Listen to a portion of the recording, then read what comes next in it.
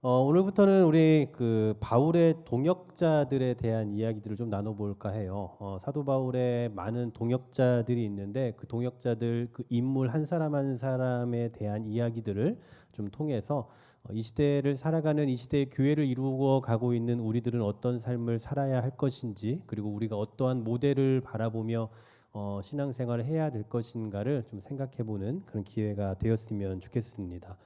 무언가를 맡겼을 때에 묵묵히 그 일들을 해내는 사람, 또 뭔가 애매한 일이 생겼는데 이 사람에게 부탁하면 반드시 잘 해낼 것 같은 그런 사람. 혹시 여러분은 이런 사람이거나 아니면 여러분 주변에 이런 사람이 있습니까? 오늘 우리가 이 바울의 동역자 시리즈 가운데 가장 먼저 생각해 보게 될 사람인 이 두기고라는 사람이 바로 이런 사람입니다.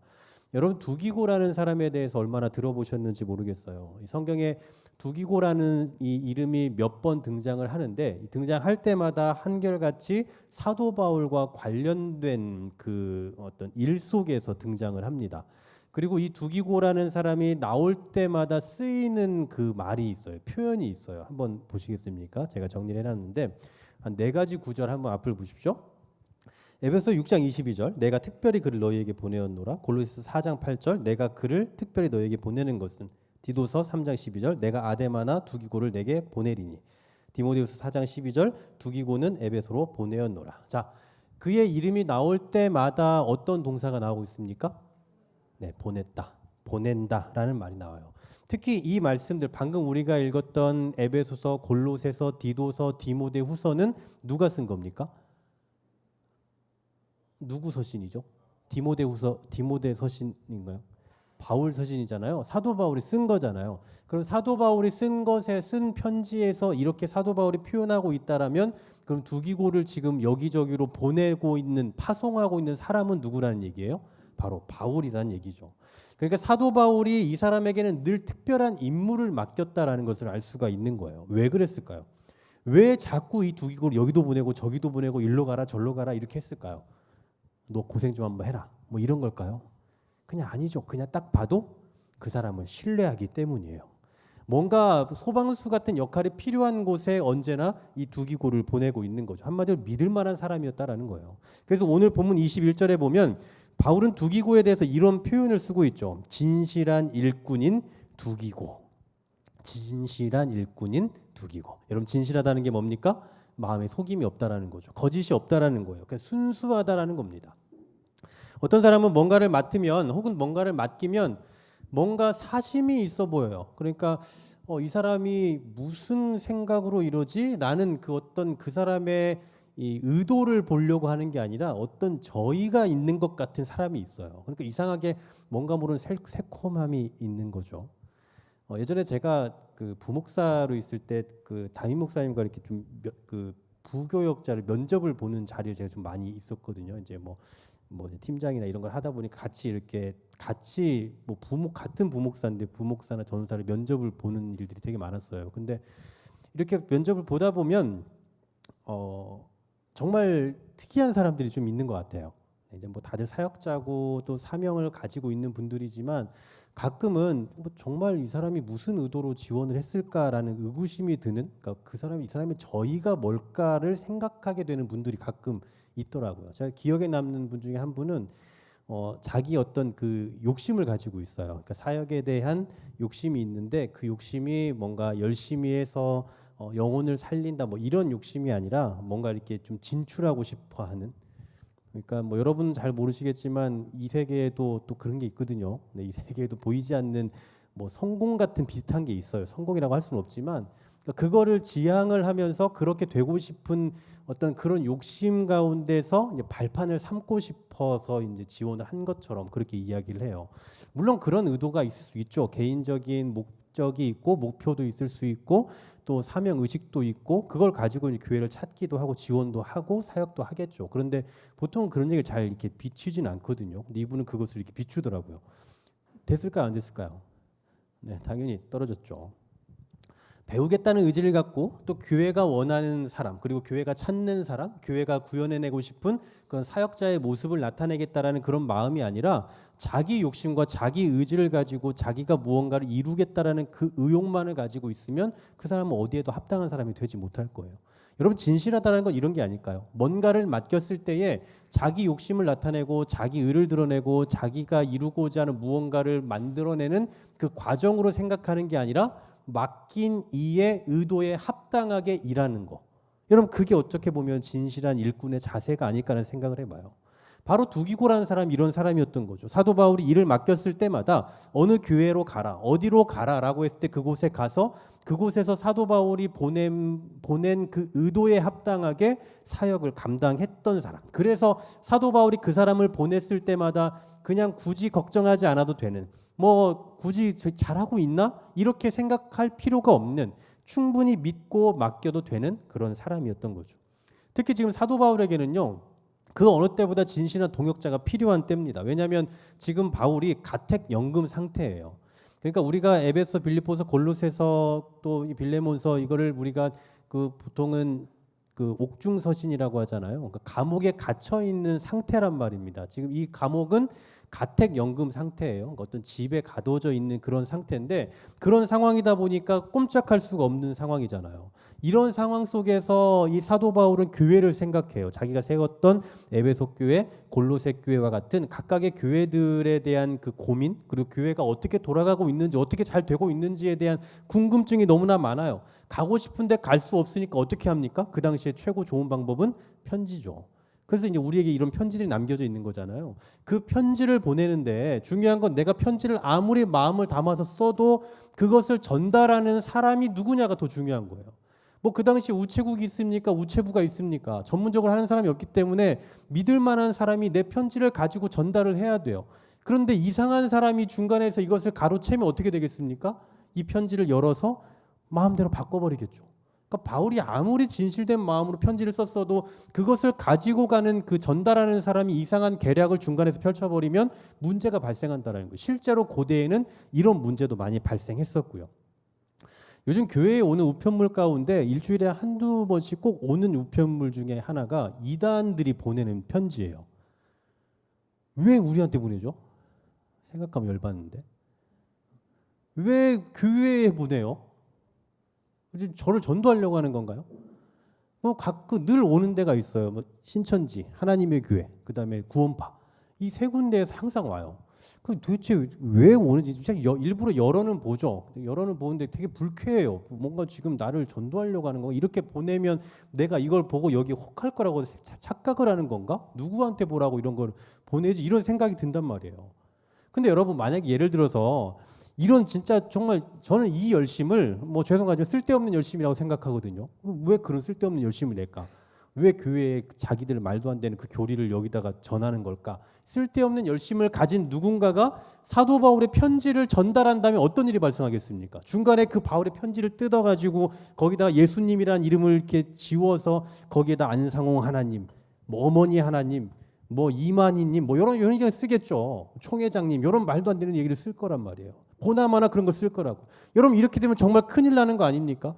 그러니까 사도 바울이 아무리 복음의 메시지를 잘 쓰고 정리를 했어도 이것을 그냥 아무에게나 전달시킬 수 없는 거예요. 그런데 이 일을 시킨 사람이 누구냐? 이 일을 누구에게 맡겼느냐? 바로 이 두기고에게 맡기고 있다는 거죠. 그러니까 두기고는 정말 신뢰할 만한 사람이었다는 거예요. 게다가 우리 이 두기고가 사도 바울의 동역자들 가운데서 정말 뛰어난 동역자였다라는 것을 증명해주는 또 하나의 단서가 있는데요. 디모데후서 4장 12절입니다. 자, 여기 보시면요. 제가 정리했어요. 두기고는 에베소로 보내었노라. 끝입니다. 여러분, 이것만 가지고도 사도 바울이 두기고를 얼마나 신뢰했는지를 알 수 있어요. 이게 무슨 에베소로 보낸 게 뭐라고 이게 뭐 무슨 신뢰하는 증거냐라고 하실 텐데요.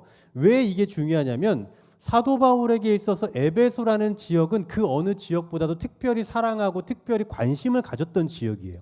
그 증거가 뭐냐면 사도 바울이 이렇게 그 지역마다 가면서 복음을 전하잖아요. 그곳에 체류하는 기간이 보통은 몇 주에서 몇 달입니다. 근데 에베소라는 지역만큼은 유독 길어요. 3년에 가까운 시간 동안 에베소에 머물러요. 그러니까 오랫동안 거기에 머물러 있었다라는 건 그만큼 애정도 있고 애착도 있고 사랑이 있다라는 거죠. 그리고 복음도 많이 열심히 증거했다라는 얘기일 거고요. 그런데 지금 사도 바울이 이 디모데후서 4장 12절을 봤는데 디모데후서는 사도 바울의 유언장과도 같은 거거든요. 이제 바울이 로마의 감옥에 있으면서 죽을 날을 기다리고 있어요. 자기가 죽을 것을 직감하고 있는 그때에 마치 유언처럼 쓰고 있는 게 디모데후서라고요. 그 중에서 4장은 이제 각각의 교회마다 파송을 보내는 장면이 나와요. 이제 누구는 어디로 가라, 누구는 어디로 가라, 이렇게 지금 파송을 보내는 가운데 자기가 가장 사랑하고 애착을 가지고 있었던 그 에베소라는 곳으로 지금 누구를 목회자로 파송하고 있는 겁니까? 두기고를 파송하고 있다는 거예요. 사도 바울이 정말 사랑하고 애착을 갖고 있는 그 교회에 그 누군가를 보냈다면 이 사람은 사도 바울이 특별히 사랑하고 특별히 사도 바울이 인정하는 사람이라는 증거가 되는 거죠. 제가 우리 교회 오기 전에 작년 이맘때였던 것 같아요. 우리 원로 목사님과 이응복 장로님 내려오셔서 저랑 같이 이렇게 마주하셨는데 지금도 저는 되게 기억에 남는 게 굉장히 저를 대하시는 게 굉장히 진실됐어요. 그러니까 진실되다는 표현이 좀 그럴 수 있는데 되게 진심으로 저를 이렇게 대하셨어요. 되게 진중하게.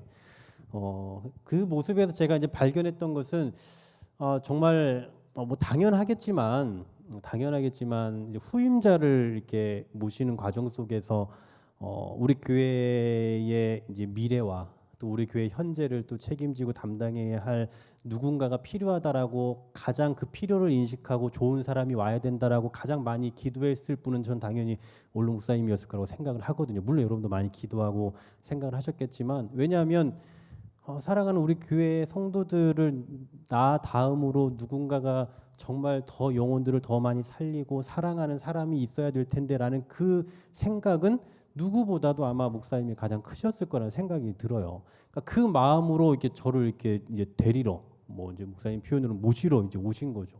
사실은 보통 그냥 청빙위원회에 맡겨놓거나 하셔도 되는데 직접 오셔서 이렇게 먼 길을 와서 이렇게 저를 이렇게 또 대접해 주시고 했던 그런 장면들이 어쩌면 정말 교회를 사랑하는 또 여러분들을 정말 위하는 그런 마음들이 있다라는 것 아니겠습니까? 사도 바울도 분명히 그랬을 거예요. 자기가 정말 아끼는 그 교회에 정말 필요한 사람, 정말 좋은 사람, 신뢰할 만한 사람을 보내고 싶었을 거예요. 그런데 바로 그 사람의 적임자가 누구였냐? 바로 이 두기고였다라는 사실이죠. 사실 이 사도 바울 주변에는 정말 많은 사람들이 있었어요. 나름 신실한 사람들이죠. 예수 믿는 정말 잘 믿는 복음의 이 사역자로서 훌륭한 사람들이 많이 있었을 거란 말이죠. 그런데 그 가운데는 이 두기고처럼 정말 믿을 만한 사람이 있었는가 하면 두기고와는 전혀 반대로 전혀 신뢰할 수 없는 그런 사람들도 분명히 존재했습니다. 실제로 바울의 동역자들 가운데요. 데마라는 사람이 있거든요. 데마. 발음을 주의하셔야 됩니다. 데마예요. 데마. 이 데마라는 사람은 이 사도 바울이 이 데마에 대해서 뭐라고 표현하느냐? 디모데후서 4장 10절에 이렇게 표현을 하고 있네요. 데마는 이 세상을 사랑하여 나를 버리고 데살로니가로 갔고라고 표현해요.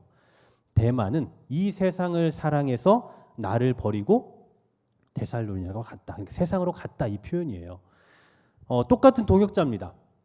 동역자였던 두기고는 정말 신뢰를 받아서 바울이 사랑하는 에베소 교회로 파송을 받았는가 하면 동일하게 동역자였던 데마는 오히려 세상을 사랑해서 세상으로 떠나버린 그런 모습을 보이고 있다는 거죠. 이처럼 똑같은 동역자일지라도 사도 바울과 함께 공유하고 함께 복음을 나눴던 사람들일지라도 끝까지 사도 바울과 함께 했던 사람이 있었는가 하면 결정적인 순간에 그 자리를 떠나버리는 사람들도 있었다는 거죠. 이런 면에서 본다면 우리가 진실되고 신뢰받는 사람이 되기 위해서 반드시 필요한 게 뭐냐라고 한다면요. 전 이렇게 말씀드리고 싶어요. 끝까지 함께하는 겁니다. 끝까지 그 자리를 지키는 거예요. 여러분 우리가 누군가와 함께 한다라고 할 때에는 그 사람이 얼마나 나를 도와주느냐 이것도 중요하겠습니다만 더 중요한 것은 얼마나 그 사람이 오랫동안 꾸준히 나와 함께 해주느냐가 더 중요한 걸 거예요. 그러니까 사람이 나에게 얼마나 도움을 주고 얼마나 나에게 필요한 사람이냐도 당연히 중요한 사항이 되겠습니다만 그보다 더 중요한 것은 긴 시간 동안 수많은 일들을 경험하면서 같이 고생길을 걸어가는 것 그게 정말 함께한다라는 가장 큰 의미가 될 거다라는 사실이에요. 여러분 꼭 이런 사람들이 있습니다. 음식을 시켜서 같이 먹을 때는 있는데 치울 때는 없어지는 경우가 있어요.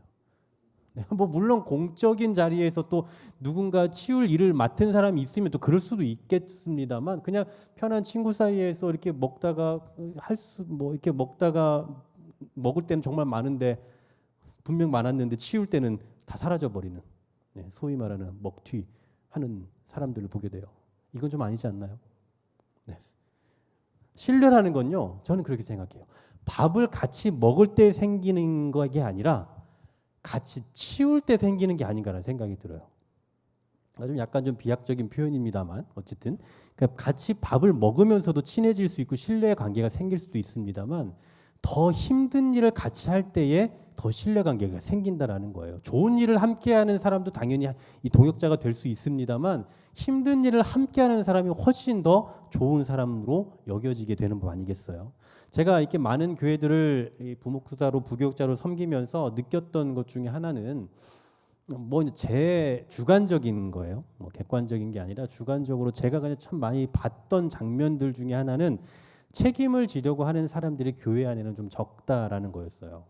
제가 주관적으로 제가 경험한 바로는요. 이상하게 교회에 사람이 많아도 언제나 어떤 일에 대해서 책임을 지고 함께 가려고 하는 사람들은 그 숫자에 비해서 그리 많지 않다라는 거죠. 그러니까 자신의 이익을 구하는 자리에 또 자신에게 유익을 주는 자리는 사람이 언제나 많거든요. 그런데 교회가 어려움에 빠지고 뭔가 책임져야 될 사람들이 앞에 나와줘야 할 때에는 언제 그랬냐, 다 뒤로 빠지거나 더 이상 보이지 않는다거나 하는 경우들이 상당히 많다고요. 우리가 그렇잖아요. 우리가 찬양할 때도 막 주님 사랑합니다, 주님 함께 가겠습니다, 내가 고난도 함께 걷겠습니다 이렇게 하지만, 정말 주님의 교회를 위해서 희생하고 책임져야 할 그런 상황이 생기면 언제 그랬냐는 듯 뒤로 빠지는, 아니면 교회를 옮겨버리는 이런 경우들이 참 많이 있다라는 거죠. 교회가 어려움에 빠지면 이상하게 막 마음을 모아서 같이 하려고 하는 사람들보다도 교회를 옮기는 분들을 훨씬 많이 보게 돼요. 저는 우리 교회가 참 좋은 교회다라고 느꼈던 것 중에 하나가 개척 멤버가 여전히 많이 남아 있다라는 거예요. 개척 멤버가. 여러분, 우리 교회가 지금에 오기까지 좋은 일만 있었겠습니까?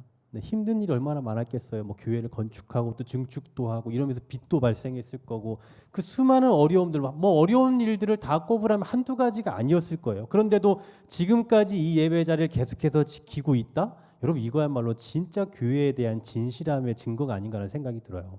변함없이 교회에 남아 있고, 교회의 여러 가지 뭐 어려운 상황들을 다 목도했음에도 불구하고 여전히 교회의 자리를 지키고 지금도 예배의 자리를 끝까지 굳게 지켜내고 있다라는 것, 저는 사실 이것만으로도 정말 교회에 대해서 진심이다라는 생각이 들거든요. 그리고 그런 진심인 분들이 많이 계시다라는 게 어떤 면에서는 희망이라는 생각도 들고요. 그러고 보니 우리 교회는 이 두기고와 같은 분들이 참 많네요. 두기고와 같은 사람이 되어야 되는데 이미 그런 분들이 좀 많이 계신 것 같아요. 서두에 말씀드렸다시피 이 시대는 정말 신뢰할 만한 사람, 그리고 정말 진실된 사람을 찾아보기 힘든 시대인 것 같습니다. 이런 시대 가운데 하나님께서 찾으시는 사람은 어떤 사람이겠냐라고 할 때에 바로 오늘 우리가 생각해보고 있는 진실된 일꾼, 두기고와 같은 사람일 거다라는 거예요. 세상을 사랑해서 세상으로 떠나가는 사람들이 많이 발생하고 있는 그런 시대 가운데서도 변함없이 주의 교회에 남아서 예배 자리를 굳게 지켰던 두기고와 같은 사람들, 그리고 죽음을 앞두고 있는 사도 바울 곁에서 그 곁에 있어봐야 아무것도 얻을 게 없거든요. 유익이 없거든요. 이득이 될 게 없거든요. 그럼에도 불구하고 끝까지 그의 곁을 지켰던 두기고와 같은 사람, 바로 이 시대에 하나님께서 찾으시는 사람은 이런 사람이 아니겠냐라는 겁니다. 왜 그런지 한번 잘 생각해 보십시오. 이 시대는 배도의 물결이 정말 넘쳐나요. 배도의 길, 그러니까 세상을 사랑해서 세상을 가는 대마와 같은 그런 사람들이 넘쳐난다고요. 신앙의 자리를 떠나는 사람들, 교회를 떠나는 사람들, 오히려 반대로 교회를 떠나서 교회를 향해 비난의 화살을 날리는 사람들도 너무 많습니다. 신앙인이라고 이름하고 있긴 하나, 그러나 성경이 요구하고 있는 그런 신앙의 자태와 삶의 자태가 나타나지 않는 그런 신앙인들도 너무나 많은 시대예요. 그래서 두기고와 같이 한결같은 신앙과 그런 삶의 자태를 가지고 살아가는 사람이 필요한 거고, 신앙적으로나 삶으로나 신뢰할 만한 그런 사람이 그 어느 때보다 필요로 하는 그런 시대다라는 사실입니다. 저는 개인적으로 이 두기고라는 이 성경 인물을 참 좋아합니다. 이전부터도 제가 이 두기고라는 사람에 대해서 좀 연구를 해보면서 참 신앙적으로 저에게 굉장히 좋은 모델이 되는 그런 분이기도 해요. 그래서 다시 한번 이번에 제가 두기고에 대한 말씀을 준비하면 다시 한번 좀 연구를 해보면서 나는 과연 두기고와 같은 사람일까라는 질문을 한번 스스로 해봤습니다. 오늘 제가 방금 앞서 말씀드렸던 이 모든 내용들을 한번 제 삶에 딱 대입을 시켜봤어요. 과연 나는 믿음직한 사람인가? 과연 나는 우리 한길교회의 영혼들을 영적으로 감당해낼 수 있는 그런 자질과 능력을 갖춘 사람인가? 이상천이라는 사람에 대해서 누군가 정말 이상천은 내가 보증한다 라고 할 만큼 그렇게 절대적인 지지와 신뢰를 받고 있는 사람인가? 그리고 궁극적으로 하나님께서 정말 믿고 맡기실 만한 그런 도구로 준비되고 있고 쓰임받고 있는가? 라는 이런 질문 속에서 그렇다라고 대답하지 못했어요. 네, 그렇다라고 대답할 수가 없었습니다. 그래서 한편으로 좀 실망하고 실족해 있는 그런 상황 속에서 하나님께서 저에게 주시는 그런 마음이 있었어요. 그게 뭐냐? 그러니 나를 더 의지해야 되지 않겠냐? 그러니 나를 더 찾아야 되지 않겠냐? 그러니 더 기도해야 되지 않겠냐였어요. 저는 늘 이 설교를 하면서 항상 그 한계를 제가 늘 경험하거든요. 한계를. 설교를 더 잘하고 싶죠. 그러니까 뭐 실력이 뛰어나고 대단한 이런 설교를 말하는 게 아니라 정말 여기에 있는 우리 모든 성도님들이 이 말씀을 듣고 다 은혜를 받고 정말 삶이 막 변화되려는 그런 어떤 요동침이 있고 그렇게 좀 도전을 주고 싶어요. 근데 언제나 한계가 있어요. 이 이상은 못하겠다. 네, 저 설교자로서 이 이상은 내가 아무리 연구를 하고 아무리 노력을 해도 제가 정말 그냥 하루 종일 앉아 있거든요. 거의 대부분 요즘에는 그 설교 준비만 하느라. 근데 그런데도 도저히 할 수 없다라는 그 한계가 있어요. 제가 이 부족한 2%를 제가 어디에서 찾았냐면 기도에서 찾았어요. 기도. 그러니까 결국 이 부족한 2%는 하나님을 의지하는 것에서 해결될 수 있다라는 거죠. 그러니까 저는 제 나름대로 설교를 준비하는 방식이 있고 제 나름대로 이 표현해내는 저 나름의 어휘가 있고 또 방식이 있어요. 기술이 있다고요. 근데 그 기술을 아무리 제가 최대한 다 동원해도 언제나 한계가 있더란 말이죠. 근데 그 한계를 극복할 수 있게 하는 그 유일한 부족한 2%가 하나님을 의지하게 만드는 기도를 통해서 내가 할 수 없는 그 부족한 2%를 채우게 하시더라라는 거예요. 동일하게 내가 정말 두기고와 같은 사람이 될 수 없고 또 저 스스로를 발견하고 이 두기고의 삶을 저에게 대입시켜 보면 저는 너무나 형편없는 사람이거든요. 너무나 부족한 사람이거든요. 근데 이러한 저에 대한 스스로의 성찰과 좌절 가운데 빠져 있을 때 주께서 알게 하시는 건 뭐냐? 그러니까 나를 찾아야 되는 거 아니겠냐? 그러니 너는 나를 의지해야 된다. 두기고와 같은 사람이 되어야 하지만 이 시대에 두기고와 같은 사람이 되어야 하고 이 시대에 우리 한길교회의 두기고와 같은 사람이 되어야 하지만 네 힘으로 네 능력으로 네 기술로는 할 수 없는 거 너 알지 않냐? 그러니 나를 더 의지해야 된다라는 사실이에요. 사랑하는 여러분, 오늘 우리는 이 두기고를 시작으로 바울의 동역자들에 대한 이야기들을 좀 계속해 나갈 거거든요. 그럴 때마다 아마 쭉 살필 때마다 우리 자신에 대한 부끄러움, 결핍, 또 부족함, 한계 이런 것들을 수없이 느끼게 될 것 같아요. 왜냐하면 사도 바울의 동역자들의 삶을 이렇게 쭉 보면 정말 어떻게 이렇게 할 수 있지라는 생각밖에 안 들거든요. 그러니까 그런 사람들의 삶을 우리 삶에 대입을 시키면 계속 우리의 한계만을 발견하게 된다고요. 우리 좌절하게 되는 거예요. 저는 그래서 여러분들에게 권면하고 싶습니다. 그냥 마음껏 좌절하십시오. 우리가 얼마나 연약한 사람들인지 사도 바울의 동역자로서 주의 복음을 위해 수고하고 힘썼던 그런 이들에 비해서 우리는 정말 얼마나 연약한 존재들인지에 대한 좌절감을 계속 경험해 보십시오. 그럴 때에 우리가 주님을 의지할 수밖에 없다라는 결론이 나오게 되는 거예요. 그래서 우리는 더 기도하게 되는 거고 그래서 우리의 부족함을 더 가지고 하나님 앞에 매달릴 수밖에 없는 거예요. 우리가 이미 두기고와 같이 살고 있으면 앞으로 살펴보게 될 이 바울의 동역자들과 같은 그런 삶을 살고 있으면 뭐하러 기도합니까? 이미 잘하고 있는데. 그럴 필요를 못 느낄 거예요. 그러나 우리가 그러한 삶을 바라볼 때마다 우리가 아무리 기술이 좋고 아무리 믿음이 좋고 아무리 열심을 다해서 헌신하고 수고하더라도 이런 사람들의 삶을 볼 때마다 우리가 느낄 수 있는 건 좌절이에요. 그리고 그 좌절 속에서 우리가 내릴 수 있는 유일한 해답은 주를 찾는 것밖에 없다라는 거죠. 그래서 무슨 일을 만나도 우리는 예수를 의지하고 무슨 상황이 생겨도 우리는 주를 의지할 수밖에 없는 거. 그런 한계와 좌절 가운데 경험하게 되는 주님. 바로 그로 말미암아 우리는 새 힘을 얻게 되고 또 우리의 교회에서 이 시대 가운데서 하나님이 찾으시는 두기고와 같은 그런 삶의 자태를 가지고 살아가게 될 거다라는 사실입니다. 좌절과 절망 속에서 우리를 다시 일으키실 분 오직 주님밖에 없음을 기억하면서 그분을 더욱 의지하기를 다짐하고 결단하는 이 밤 되기를 주의 이름으로 간절히 소망합니다.